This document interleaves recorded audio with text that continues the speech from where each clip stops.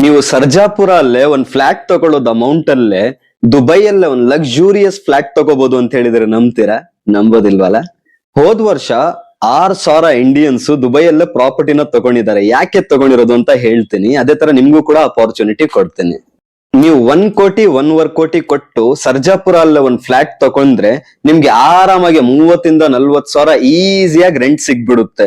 ಅದೇ ನೀವು same amount 1 ಕೋಟಿ 1.25 ಕೋಟಿ ಇನ್ವೆಸ್ಟ್ ಮಾಡಿದ್ರೆ ದುಬೈಯಲ್ಲೇ ನಿಮ್ಗೆ 1.5 ಲಕ್ಷದಿಂದ 2 ಲಕ್ಷ ಈಸಿಯಾಗಿ ರೆಂಟಲ್ ಇನ್ಕಮ್ ಸಿಗ್ಬಿಡುತ್ತೆ.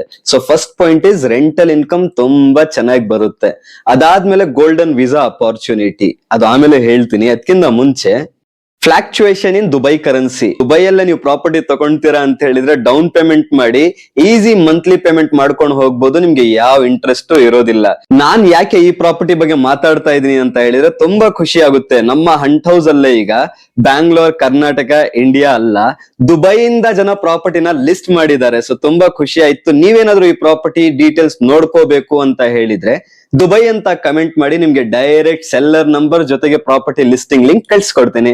ಅದೇ ತರ ನಿಮ್ ಫ್ರೆಂಡ್ಸ್, ರಿಲೇಟಿವ್ಸ್, ನೇಬರ್ಸ್ ಯಾರಾದ್ರೂ ದುಬೈಯಲ್ಲ ಪ್ರಾಪರ್ಟಿ ತಗೊಂಡು ಒಂದ್ ಲಕ್ಸುರಿಯಸ್ ಫೀಲ್ ಮಾಡ್ಕೋಬೇಕು ಅಂತ ಹೇಳಿದ್ರೆ ಅಂತವ್ರಿಗೆ ಈ ವಿಡಿಯೋನ ಶೇರ್ ಮಾಡಿ.